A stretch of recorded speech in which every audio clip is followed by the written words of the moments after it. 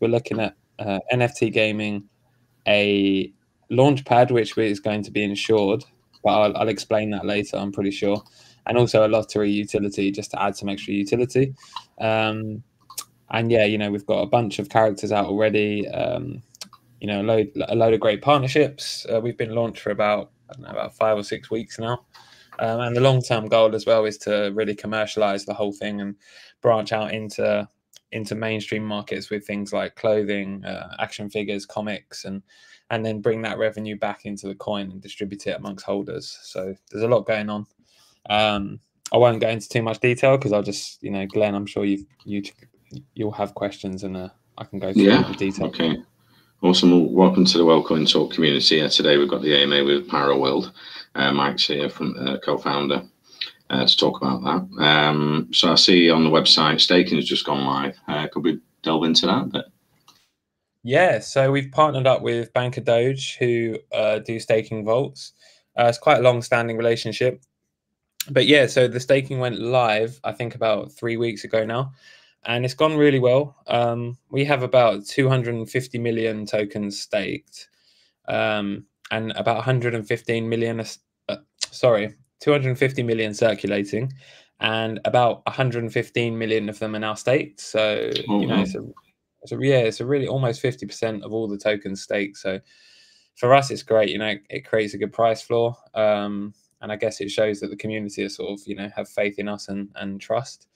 And yeah, the APY has been really good. It's at about 360% now, but I mean, it's been sitting on 1,500 to 2,000, and we top it up every now and then as well, just to incentivize people, you know. Well, I mean, you're applying buyback and burn, so that will reduce the supply in the future, and a higher percentage of the remaining share will be staked. Is it lock staking? How does it work? Yeah, so the way it works, it is locked. You can lock it for a minimum of 15 days and a maximum of 150. You can withdraw it early, but you take a 20% penalty if you withdraw it early. So, you know, if you're not sure, if you want to buy and stake then, and you're not sure how long, I'd say just do the 15 days, because after that 15 days ends, it will still be staked and you'll still earn interest. It will just become unlocked.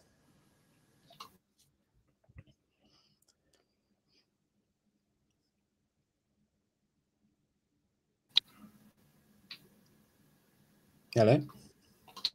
You can just go over the tokenomics of buys and sells for investors. Yeah. Do you want me to go through them, or? Yeah, if you can, yeah, that'd be great. Yeah. So actually, on the buys and sells, we actually just reduced them yesterday. Long term, we want to eventually get to zero taxes. Obviously, you know, at this stage of the project, they're still they play an important role in funding. But right now, the taxes are on buys, it's 10%, and on sells, it's 14%. We have auto LP, 1.5 for buys and 2 for sells. We also have a 2% buyback and burn, which we kind of use to help stabilize the project. We don't really see the point in doing these massive buybacks, because usually they just get dumped on. So we use them quite strategically to just keep the price stable when there are dips. 2% marketing, 2% development. And then on buys, we have 1% reflections, but on sells, we have 4%. And obviously, where we have the staking available, we felt like that was a pretty good reflection. And those reflections actually go into the staking pool as well. So if you're staked, you still get reflections. And then we also have a charity tax, so we can do some charity work. And then we have a 1% lottery tax. So the lottery tax, that happens weekly. Initially, we were going to do a BNB lottery, but the community wanted us to do Pyro tokens. So what we did was we used the BNB to buy back tokens from the market, and then we distribute them. And then there's also an NFT lottery every week as well. I think there's 3 NFTs every week. And all you have to do to enter that is just hold a minimum amount of tokens, which is currently 250,000. But that's something we kind of, you know, as the price changes, we review it. You know, if it becomes too high and prohibitive, then we'll lower it. That's great. Yeah, that was one of my questions I was going to ask. Yeah, can you tweak that if you skyrocket? Because it happened with Baby Cake. I think it got to 100 mil market cap, and then it was 200,000 tokens was $200. So it sort of locked out smaller investors, but 250,000 tokens at a lower market cap's fine. Yeah, but you can tweak that, yeah, in the future. That's great. Yeah, yeah, definitely. Because I mean, we've got the whole. I'm sure you can ask me later, but it's the same for the sort of launchpad stuff as well. You know, we'll have like a tiered holding, but obviously we're aware. You know, if we suddenly go to 5-10 million, we can't just lock everyone out of it. Yeah, we can go into that. The Pyro Pad, that'll be the launch pad. What will be included on there? Yeah, for investors and sort. What's the timeline for the rollout of that? Yeah. Okay, so the Pyro Pad, right? So the aim of the Pyro Pad is, it's a launch pad, but we'll call it the Pyro Pad. We'll brand it. The aim of it is not to be a competitor to a DX or a Pink Cell. That's not what we're looking to do. What we want to do is provide a launch pad or a launch investment opportunity for investors where they're insured, basically, where they can come and invest and there's no risk of losing money to a scam. So firstly, you'd need to hold Pyro tokens to be eligible. And the way we would ensure that people aren't going to lose money to a scam is we say to the project, okay, we're going to take a portion of your private sale or your public sale. We'll hold that portion of it specifically for our holders. And then we will then hold on to that BNB for the first 3 or 4 days after launch. And then after that, providing there's no foul play, we return it to you. If there is foul play, we refund all the Pyro holders that invested. And we've actually already signed up our first project. And we've already announced that we've confirmed it, but we're actually announcing the project itself tomorrow. They're quite a cool project. They've got a full app. And that's going to be ready at launch, which is its own little ecosystem, and they're growing quite nicely. And I think for us, it's number one, providing a safe place, and number two, we want to target projects that are sitting on maybe 1,000 members or less, and they need help to grow their group. And I think that's the sort of the payoff for them. We're not trying to monetize it, not now. In the future, we probably will. Right now, we're just trying to get good projects in, build a reputation, show people that there is a safe place to invest on BSC, and then that will speak for itself over time, I think. Great, yeah. And then you're playing gaming NFTs, a trading card game. You've already minted some lovely NFTs I was looking at on the website. Go into that a bit, yeah. Sorry, just swallowed a bit of water. Yeah. Worst timing. Yeah, so PyroWorld, the whole brand sort of is led by our sort of original heroes. Obviously I dropped one into the chat earlier. We've got six characters out so far, with another I think 2 or 3 coming this week. Sorry. So yeah, each character has their own special ability. They're also going to be on 3 tiers, where you've got the 2D trading card, the one I dropped in the chat. You've got the 3D one, and there's one more coming, which is going to be the highest level. And then the game is going to be based, it's going to be like a trading card based game with RPG elements as well. Like ability to level up characters and fight against other people. And then the reason we want to have 3 of each character is you'll kind of have they'll start at a different stat level, and they'll have different max stat levels, if you know what I mean. And with those characters, in terms of, obviously people will ask, why would I buy them? How are they going to provide? If I don't want to play the game, why would I buy them? Well, what we've done is we've made them really limited, especially the first 5. There's only about maximum 20 to 30 of some of them. So, what we think is once the game comes out and we're onboarding users, those original characters are going to be really scarce. These early characters. So all the community members that are in the project now sort of have this opportunity to get these NFTs quite cheap. And then, once this game comes out and we're onboarding people, we think they'll probably skyrocket in value. Right. So, yeah, will you have like packs for everyone to, so if thousands want to play, you can get a lot of people involved in the game? Yeah, that will be the way going forward. I think we didn't want to go with that straight away now, because we wanted to we didn't want to try and release, you know, like 1,000 of each character and there not be the demand for them. We wanted to make sure that they were going to sell out, which most of them have now. You know, because otherwise, because now we've already got a secondary market. You know, it's not crazy, but I know that, for example, we have a character called Pyroshi. It's like a Japanese sort of ninja girl. She was sold 0.1 BNB by us, but then it's sold on the secondary for 0.9 the other day. So we wanted to make sure we created a secondary market straight away. But then, yeah, in future, as we roll out more characters, I think we'll be able to do packs where, yeah, like, you know, similar to Pokemon cards, I guess, but in a digital way where people can open a pack and, you know, get a surprise with what they get. And sometimes those packs are going to be, you know, way more valuable than what they spent buying them. And sometimes they'll be equivalent. Yeah, got you. Yeah, and you're looking to brand PyroWorld, so you'll have like clothing, trading cards, action figures, and a lot more coming in the future. Yeah.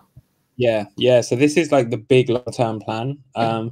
So like the reason we when we were building the project, we looked at because I used to work in marketing myself, and I looked at a lot of big projects, and I felt like they were really missing a trick where they had maybe these massive communities and a really successful project, but they weren't really commercializing the brand anywhere else.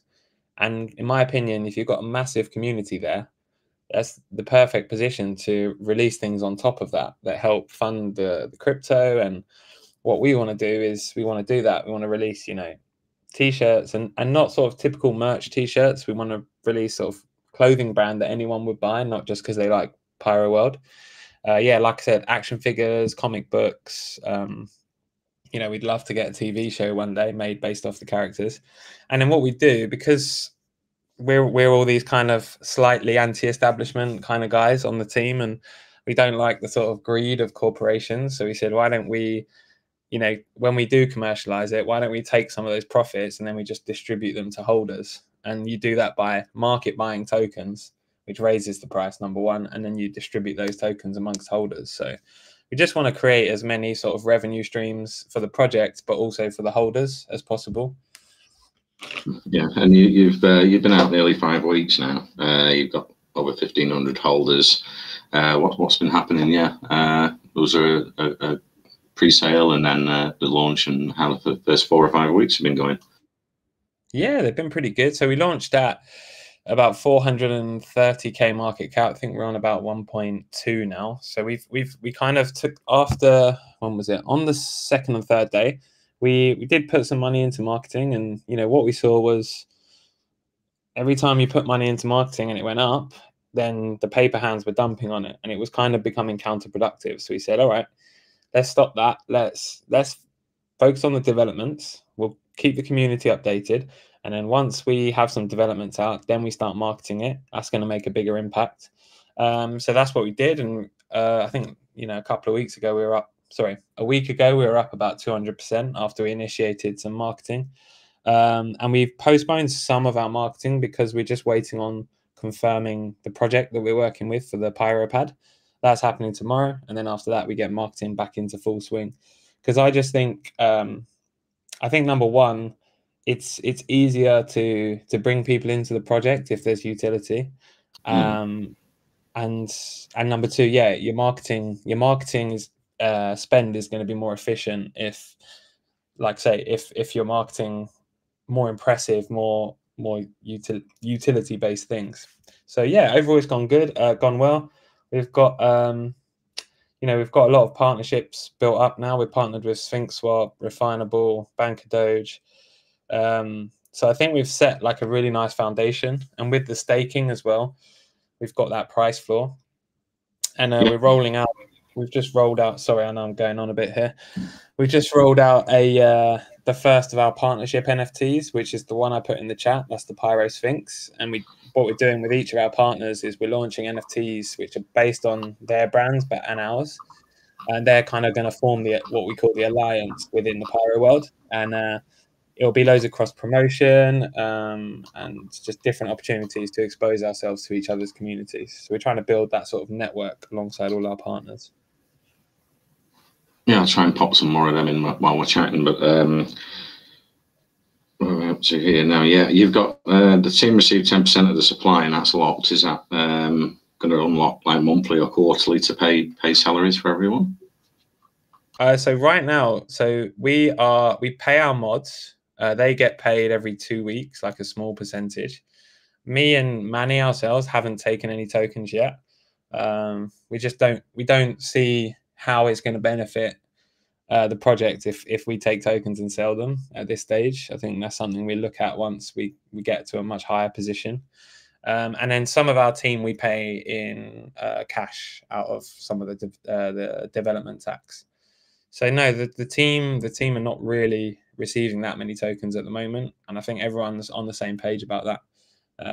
There's no point. There's no point us selling tokens now. It's going to be counterproductive.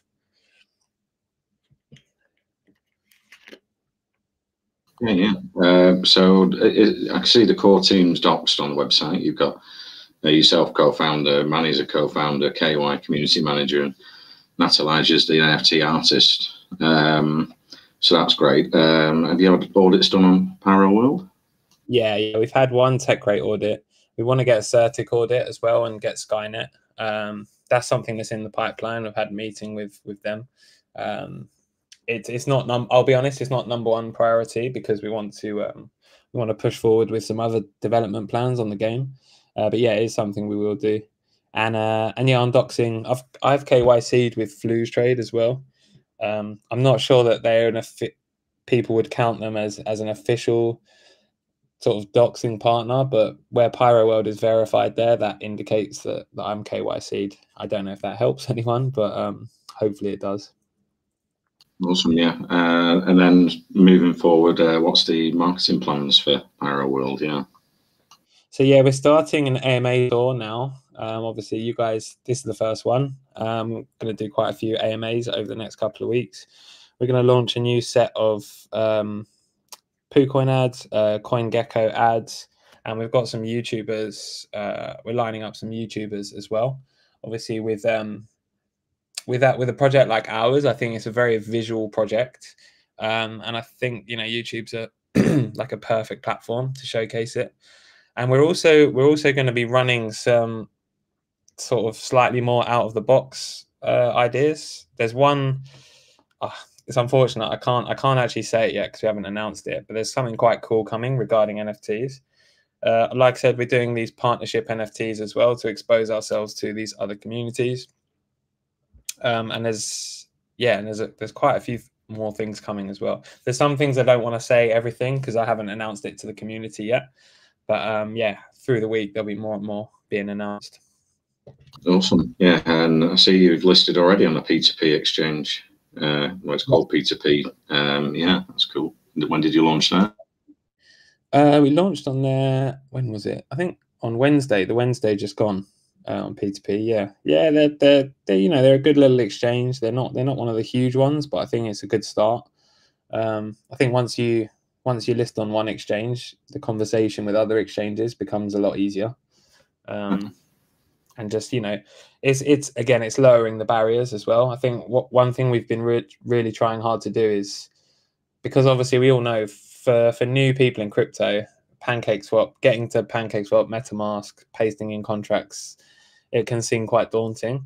So where we've signed up with Flues Trade, where you can buy BNB and Ethereum with cash there, and then buy Pyro, and obviously listing on a centralized exchange as well. It's all part of just trying to onboard an even bigger audience. Awesome, man. And are you planning on going cross-chain with PyroWorld or with NFTs to other blockchains as well? Yeah, we want to bridge to Ethereum eventually.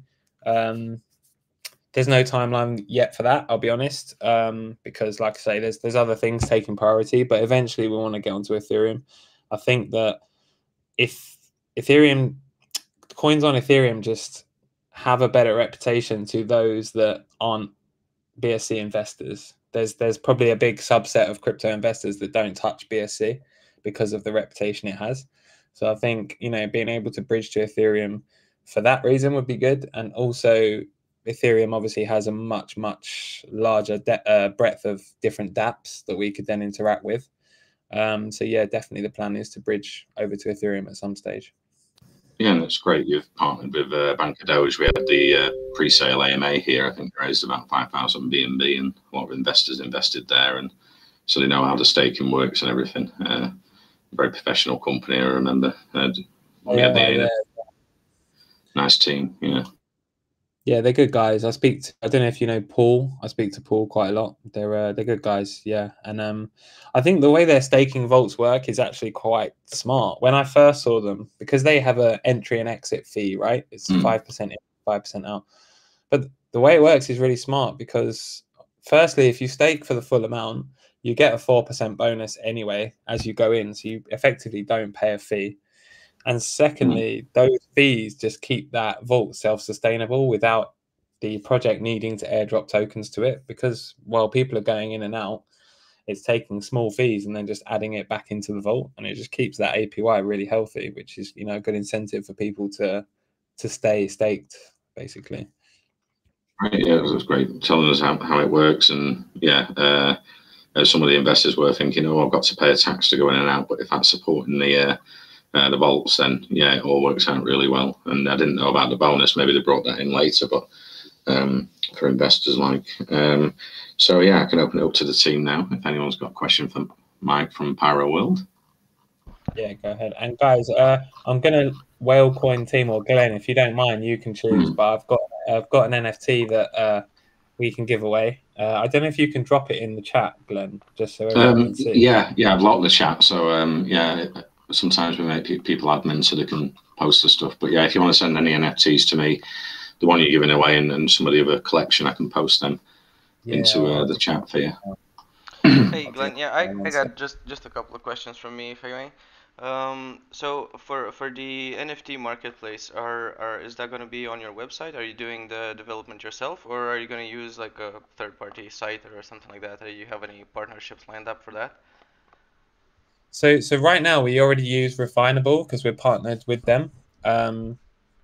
So yeah, we've already got a lot of our NFTs are already live on Refinable. The long-term plan is to port them over to our own website, because then there's a bit more control we can have. We might be able to sell them using Pyro tokens, and obviously once we start the gaming, it will be easier to have everything in-house. But yeah, right now there's not really a massive need for them to be on the site, because obviously Refinable provide that infrastructure to allow us to sell them, and that means we can focus on developing things like the Pyro Pad in the game. But yeah, long term, the plan will be to move it over to the site.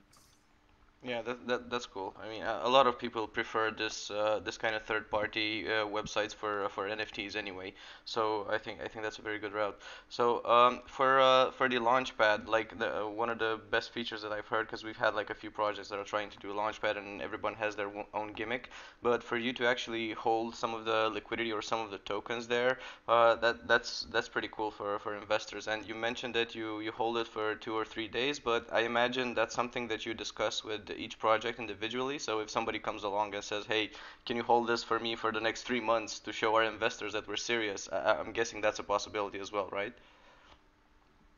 Yeah, for sure, for sure. I mean, the longer they tell us they want us to hold it, the better.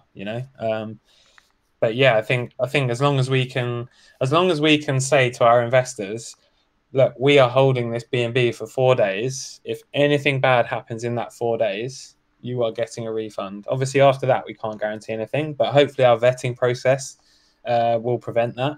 But yeah, if projects want to hold it for longer, I think definitely. And obviously, the long-term effect is, once we establish ourselves as a trustworthy sort of launch pad, or a place you can come and invest pre-launch where you're not going to get scammed, then projects that are legitimate will want to come and be associated with it, because that association will give them credit as well. So I think it's all going to sort of feed into each other, and I think it'll really benefit. And also, every project we partner with, there'll always be a tie-in there. So for example, we do these partnership NFTs like we've done with Sphinx Swap, and we're looking for some utility from their end. So the projects, which we'll announce tomorrow, they have this whole ecosystem within their app. So we're going to list on their app as well. So I think, long term, that sort of, embedding in each other's ecosystem is also going to be really beneficial. Yeah, I think so too. It works great for both projects or everyone involved. That's pretty cool. And just one more thing for me, Glenn. So, what kind of a fee structure do you have for projects that say, or what's the onboarding process? Say I want to launch a project tomorrow. I come to you and I say, hey, this is the tax that I gotta pay. I want to lock the tokens with you for 3 months, and boom, that's it. Or how does that work? Yeah, I mean, we don't charge. We're not charging anything. Our key aim is to just provide utility to our holders and provide a safe space for BSC investors. We think if we don't need to monetize it right now, because if we do that and if we prove the concept, then the market cap's going to reflect that, the token's going to reflect that. Maybe down the line we might look to monetize it, but not in a prohibitive fashion. And we could look at even not even monetizing it, just sharing the profits that come from it with the holders. So and then in terms of locking it, so we've still got to be selective about the projects, because we're not going to be like the Excel or Pink Cell where we have a project every day. We'd be looking at being selective and making sure we get the right projects and vet them properly, and then providing that extra layer of insurance as well. But yeah, if projects want to say to us, right, we want you to keep our BNB for 3 months, yeah, that's fine. Fine with me. The longer, the better. Yeah, it does sound good, and the way you're going about it with no fees, I think that's going to be very appealing for a lot of people that are trying to bring forth like new tokens and projects, because most of the other launch pads they charge a flat fee and they charge some tokens and stuff like that. So for you to come out and say, hey, we just vetted these people and they're okay, we're not going to charge them, we're just going to hold some of their tokens because they agreed to it and they want to be legitimate going forward, I think that's a very great way of going forward with this. So yeah. It's pretty cool. Thank you. Thanks, man. Yeah. Thank you. Yeah, I think it's important that we recognize that we're a new project, and for us, because the token's going to provide a role in this, you have to hold it to get into these private sales or pre-sales. For us, we don't really need to charge these projects because we're getting value by giving the holders value, and that gives our project value. So monetization is not a big priority of the Pyro Pad. Yeah, that's pretty cool. Well, you do have like a lot of stuff going on, so yeah, you don't have to worry about the monetization yet, is like you said. So yeah, that's Exactly. pretty cool too. Exactly. Yeah, we got other revenue streams, so yeah. Yeah, sounds great. That's great. I just posted that. Yeah, the giveaway one. That's great. Guardian of Time. Reminds me of Doctor Strange. I was watching the other night where they had Guardians protecting the galaxy, and yeah, it looks really cool. And then there's some more below it. Speciality teleportation, telepathy, hydrokinesis. Yeah, they look really, really nice graphics. Very nice NFT artist you've got there. Looks like very creative. Thanks. Yeah. I mean, it's like a team of, I'd say it's a team of 3 or 4 that does this. Like we have the character artist just does the character, and then we have the 2 VFX artists that did the frame and the backgrounds, and then kind of usually me and my partner, my co-founder Manny, we work with the artist to do like brief for the characters. But yeah, they're all great. I think they've done a great job. I'm really happy with all the characters. And just so everyone knows, if anyone is looking at the images that have been posted, the sort of the JPEG version, the flat one, that's the trading card edition, and then the moving ones, that's the 3D edition. So within the game, each character would have a trading card and a 3D, but the 3D would have that higher stat ceiling, so they'd be more valuable. Cool, that's great. So I can open it up to anyone else in the team or investors got a question for Mike from PyroWorld. And yeah, someone's got a hand up, Mr. K there. Hi, Mr. K. You got a question? What's up, guys? My question is, do you have already a Discord? And what about Phase 5? What's the difference between PyroPack physical cards and trading card game? Yeah, good question. So on the Discord, no, we don't have a Discord. It's something we'll consider. In my experience, it's kind of more an NFT-based project platform. Whereas although we are we do have NFTs and they're a big part of our project. We are our token is the driver of PyroWorld, so that's why we're more based on Telegram really. In terms of phase 4 and 5, so the trading card, where is it? Trading card game refers to the NFT game. But you know, like I said, we want to commercialize this brand and make it a brand that is a big crypto brand, but also a big sort of mainstream brand alongside the crypto thing. So part of that is releasing a physical trading card game in the future. You know, alongside a lot of other things like the comic books, the action figures and things like that. So, and with the physical ones, you know, there's things we can do, like if you buy an NFT, maybe you get a physical version and stuff like that. So yeah, that's what the physical cards are. Great. I saw, yeah, that you were planning on doing a comic book and a Pyro Foundation in the future. What's happening there? Yeah, so the comic book. So with the comic books, we've actually been working with a guy who he used to work at Netflix, and he worked on Jessica Jones and Luke Cage. I don't know if you know them, the TV shows. And he was like a writer on those TV shows. So we've been working with him, and he's kind of trying to build out the whole lore and the whole story of PyroWorld and how it all connects, and a sort of long-term vision of it all. And the reason we're doing that is so that we, with a view to all these extra things happening, like a comic book, and you know, the big dream one day would be to turn it into a TV series or something like that. So yeah, that's what's happening there. Sorry, what was the other thing you've asked me? Yeah, there was the Pyro Foundation as well. Yeah. Yeah, so the Pyro Foundation. So obviously we have we have the charity tax, and we also have when we sell the NFTs, we donate 10% of the sales to charity, and also 15% goes to the buyback wallet. So we want to set up, you know, long term, we want to set up some kind of foundation, which goes and gives to, you know, obviously causes that the community care about. We've already done some donations. And yeah, I think, like, you know, like I said earlier, like I'm kind of a bit of an anti-establishment. I don't like the sort of the greed in all the world at the moment, the sort of the 1% eating up all the money. And yeah, I just think we can use a business. A business doesn't need to be 100% based on making profit. We can make profits and share some of it as well. I don't think we need to be greedy, you know, as long as the business has what it needs to keep growing, then yeah, I think we can share some of it too. So, and with the foundation as well, what we want to do is eventually get into a position where we get community members going out and doing different things in different countries and sort of sharing videos of it, and we put it all together, and it just creates that sort of, you know, stronger community spirit. Yeah, you probably see that in Thailand, like they're very generous people, and you know, yeah, it's cool. And you're also you're looking to do virtual reality NFTs in the future. How will virtual reality work? Okay, so I'm actually going to send you something. I'll send you. We have some 3D models made up, so I will send you an example of one of them. Let me just quickly grab it. You might be able to drop it in chat now. I think they've unlocked it. Oh, can I? Okay, 1 minute. Yeah, unlock. I'll make sure it's still unlocked.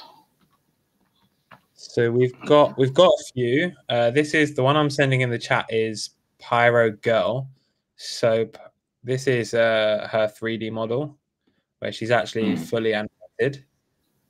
You should see in a minute. I'll send her normal one as well, so you can just see what she looks like as just a sort of normally illustrated picture. Has that gone through yet? It might take a second. I think it's a big file. So yeah, so look, I've just sent the they should drop in a minute. So we've got Pyro Girl, you'll see the illustrated version. And then above that, now you should be able to see the fully animated version of her. So we're getting all our characters done in 3D models. Obviously that can help with gaming stuff, but eventually, yeah, we want them to be VR NFTs where we have an app and people can buy them, and then, you know, they can just view them anywhere pretty much. I think it just adds to that, you know, everything we do with character-based things where we have these backstories and stories that weave them in together. I think the more we do that and the more realistic we can make the characters, the more attached our sort of fan base and our investors get to them. And that's what you need, I think, to keep people with you and to keep growing.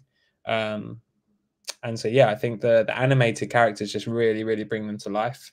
And if someone can have their favorite character that they can just, flip up on a phone and just see them walking along their floor, I think that would really add to, like, the excitement and the attachment to them. Yeah, there's all sorts. People are looking at experimenting interactive NFTs, and I think we had an AMA with a company a while ago, and they're doing where they'll actually talk, 3D, and they'll have a speech where you can add things to it and things like that. Sounds really cool. Yeah. There's so many possibilities. I think that's the exciting thing. Like when we first sort of came up with the project, we were quite careful about making sure we had a brand that could cross over into both, so it could perform in crypto and perform in a sort of Comic-Con type environment as well. So we kind of try to future proof it to make it so that it kind of has no bounds in the future. Yeah, I think people have come in since we started, so maybe if we recap over some of the stuff we've gone over with PyroWorld and give them a quick recap, Mike. Yeah, you want me to do it? Yeah, sorry, I just heard someone. I think Welcome and Talk Master might have a question first. So yeah, go ahead. Yeah. Hello, Mike. Hey, how's it going? I saw you have a partnership with Save the Children. Is that right? Yeah. You want me? Yeah. So we actually originally. Sorry, say again. Name for charities. Sorry, you cut out there. Can you just say that again? I said that's a big name of a charity. Yeah. So when we originally launched, actually because we've migrated the contract when we relaunched about 5 weeks ago, and when we were on V1, we did have a bigger charity focus. We migrated for a few reasons. There was nothing wrong with the contract, but we felt like we could change a few things and have a slightly different focus of the project. But yeah, we had a big charity focus, and if you look at our YouTube channel, you'll actually see live streams of the donations to Save the Children. We donated about $20,000 to them, I think. And yeah, we just got in touch with them, really. We said, look, we're a project. We have this character called Pyro Kid. His backstory, he's had a tough upbringing, and we think he feeds well into your charity, and we want to kind of team up and do some work together. And they were really good. They came to AMAs in the group, and obviously they came onto YouTube, onto our Twitch stream, and did a live stream with us. So that was really cool. The only problem was that a lot of our community weren't happy that we donated that much money, because they wanted it to be spent on marketing. So that's why we decided when we did V2 that we would lower the emphasis on charity and just have it in the background. And once we get to higher market caps, then we're on a better foundation to go and do some donations. You're a bit party poopers, because that is marketing in itself. Giving to charity and then them actually joining you in the AMAs is quite a big scoop, from Save the Children. So it all goes around in the circle, and everyone's happy because money's getting donated to a great cause. And you can partner in the future maybe with the comic books and stuff for children, all sorts. So it's a good sort of foundation to build with Save the Children, I think. Yeah, I agree. And I think it's something that when we go and speak to, I don't know, YouTubers, for example, or, some of these people can be quite selective, but when we say to them, look, we're partnered with Save the Children, look, you can go and watch a YouTube stream where we donated money, then people kind of pay a bit more attention. They're like, okay, so you must be legit. We had to sign contracts and stuff with Save the Children, WaterAid, and another charity, She's the First. So I think it helps our legitimacy as well. And like you say, it's good exposure, and adds legitimacy as well to the project. Yeah, it's real. I mean, yeah, you can go out and pay thousands of dollars for a celebrity to say a 30-second clip for you, but it's all sort of fake. You know, they're not part of the project. They're just doing it for a quick buck, sat on the computer at home, you know, and it's a bit of sort of FOMO and hype, but not the real deal, you know. But when you're partnering with charities and things, it's very hard to do as well. So were you a bit reluctant with it being involved with crypto, or they're okay with that? Yeah, they were really cautious at first. We had quite a few video calls with them, and they were saying, like, you know, like, you can't put your logo on the website until you've done the donation, and they were right. I think our main contact there, he kind of realized that we weren't going to scam anyone or do anything like that. But basically, I think it was about a month before, someone launched a coin called like Save the Kids or Save the Children or something. I don't really know what, but they used all Save the Children's branding. So they were like really, really cautious. But yeah, to be honest, yeah, they were great. I can't complain. They were really good. I think all the charities we've worked with so far, when we've approached them, what they always think is this is a really cool way of using cryptocurrency that they'd never really thought of. And then I think that makes them go, yeah, I'm quite keen to get involved in this, because obviously it's, you know, it's new technology and they want to be on the button. And I think charities struggle anyway sometimes to bring money in. So any new avenues, with the lockdown and everything, they struggled. I mean, we did have a dog charity one, and I think their project gave $100,000 around Scotland to animal sanctuaries and stuff, and the word's just spread across Scotland because everyone wants to get a donation, you know, to support their animal sanctuaries, and then they teach them as well how to, you know, buy and trade or convert it into cash for their charity. So it's a new avenue for charities, and you know, as we go mainstream, then yeah, that's great to get charities on board as well. Definitely. Yeah, for sure. I think the more partnerships you can get is ideal. You know, the amount of exposure you can get, the amount of utility you can get as well from different partnerships, whether it be crypto or mainstream partnerships. I think it's always going to be a good thing for the project. So we try and do it as much as possible, really. Definitely. Have we got any more questions for Mike from PyroWorld? Or we can move on to a recap of what we've been talking about for anyone that's joined halfway through and wants to get all the details. Looks like there's no questions. So yeah, Mike, if you want to maybe give us a recap of PyroWorld. Yeah, guys. So yeah, like Glenn said, my name's Mike. I'm the co-founder. So PyroWorld is it's many things. It's NFT gaming focused, led by a sort of original set of superheroes, NFT superheroes, which if you want to have a look, you can look in the group, or you can go to Refinable or our website, which is in my bio. We're also, you know, we're very big on trying to clean up BSC, and so we're going to, you know, launch a launch pad which is completely insured for investors. It's not a competitor to DX Pink Cell. It is, we take a portion of people's private sales or people's public sales, and then only our holders can invest. We hold the BNB for 4 days after, and if there's any foul play, then we will return the BNB to our holders and if there's not any foul play, then we pass the BNB back to the project that we launch with. So that's already in motion, and we're announcing the first project tomorrow, and that will be, I think they'll be launching in the first week of December, providing their app gets approved by the Apple Store. And we also do weekly lotteries as part of our tax, where there's 2 a week, one where you can win BNB or tokens, another one where you can win NFTs. And long term, the plan is to build it out into a large commercial brand, with these characters becoming action figures, comics, trading cards, all sorts. And then, you know, a portion of that profit will then go back to holders, you know, through buying back tokens and then distributing them to holders. So we think there's a lot of utility there. And once we kind of reach our potential, there's going to be, you know, 4 or 5 revenue streams for holders. And that's before even considering whether the investment's going up or not. And I do say, yeah, if anyone's listening back to the recording, investors, we can give you the official Telegram for PyroWorld and get you over there safely. if you want to ask questions, if you're listening to the recording afterwards.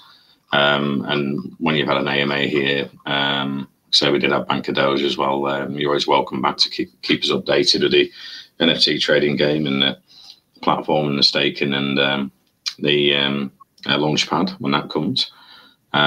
So yeah, I know some investors are already invested in Bank of Doge and PyroWorld. So yeah, keep us up to date, and you're welcome back anytime. So if there's, you're welcome, mate. If there's no more questions, I'll finish the record and send a copy over to you, Mike. You can share with your community. Yeah, and I'm looking forward to the future with PyroWorld. It's got some really great NFTs, and you're going to be building on that with the game and all of our avenues with the Launchpad. So yeah, looking forward to the future for PyroWorld. Thanks for coming today. Appreciate it. And guys, just so you know, sorry, Glenn, just a quick plug. We're doing a 3D NFT giveaway in our group in about 25 minutes. So if any of you guys want to jump in. Great. Yeah. And how's this NFT you've offered us, our investors today? How do you want to distribute that? You want us to do a Twitter giveaway maybe, or? With me, I'm fine.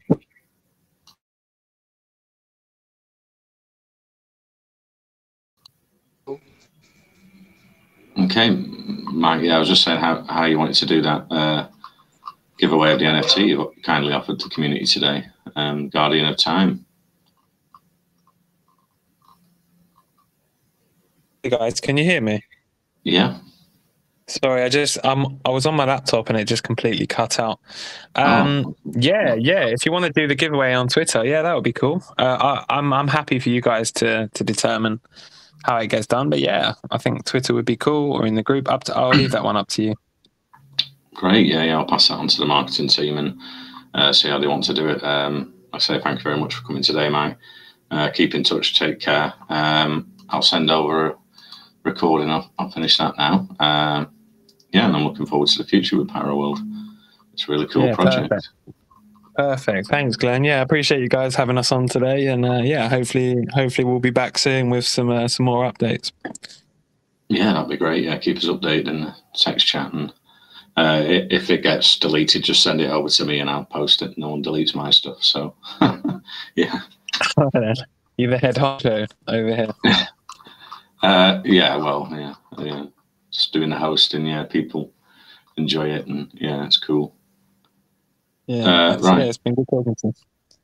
Yeah, you too, mate. Yeah, take care over in Thailand. I'm glad you escaped the UK, and you're not suffering shortages like we are with Brexit, and vehicles can't get into the country, and yeah. Oh, good luck with that. I'm coming over at Christmas, so I'll come and join the fun in a couple of weeks. Cool, yeah. Bring some crisps here because they seem to be running out in the shops. They can't get them in water. Really? Yeah. Wow. It's just a math thing, isn't it? For 30 years, you just sent trucks straight across the border. Now it's 20 minutes per truck to get it through customs, so you can only get X amount in. So they had the petrol shortages in summer as well, and all sorts of crazy stuff. Yeah, they don't know what they're doing, but crazy. I didn't realize it was like that. Yeah, that's the Tories for you. They always goes tits up when they're in charge. Yeah. Oh, well, I hope it improves, brother. Yeah, it's not too bad. I'm exaggerating, but I prefer being able to travel and live in 27 countries, and now everyone's voted people's rights away. So it's a bit of a grumpy country with 50% wanting to be in the EU and 50% not. So yeah, it's a shame. I'm not looking forward to having to not go in the EU queue when I go to a European country. That was always so easy. Right, and I don't know if you can get bacon butties as good over there, but you'd be happy to get fish and chips and bacon butties at Christmas when you come back about. Oh, can't wait for a good bacon sandwich. Good bacon doesn't exist in Thailand. So I'm well excited. When I worked on the cruise ships, we had American beans that had a kilo of sugar in it. Don't know what they were doing. Yeah. And bacon that bounced off the plate. We had to get to Canada before we could get a decent bit of bacon. Yeah. Yeah, I can't wait. Actually, I can't wait for a Christmas dinner as well, because I don't think I've had a roast since I've been in Thailand. That's 3.5 years now, so I'm looking forward to it. Oh, no roast potatoes. That's and cauliflower. Yeah, not once. Because they don't even have ovens in Thailand. Really, you have to buy them because Thai food just there's no oven cooking in Thailand. It's all fried really. So yeah. It's not nice to try different cuisine from around the world, but you do sort of miss it. Yeah, that's the thing when you're outside of the country. I remember. Yeah, and a good beer as well, because the beers here aren't that great, and we have a lot of different nice ones in England as well. I think Tiger's okay, but is that Indian beer? And there's one that I think it had a drug in it as well, Thai beer, but there's one famous one. Chang, maybe Chang. They're infamous for because what's the word? I can't remember the word, but basically their testing was really bad. So what was happening was they were sending out cases of beer, but some of them were just still fermenting and getting stronger and stronger. And like you would never know how strong your Chang is, and you'd get one guy who's just absolutely gone from one beer, and then another guy's fine. I'm going to create moonshine with it, from the beer. Yeah, pretty much. Yeah, it's all good fun. Great. Yeah. Right. We've got another one in an hour, so I'll have to get going. Take care, Mike. Have a lovely day in Thailand, and keep our community updated with the PyroWorld project. Definitely. Thanks a lot, Glenn, and thanks to everyone else who came as well. Cheers, guys.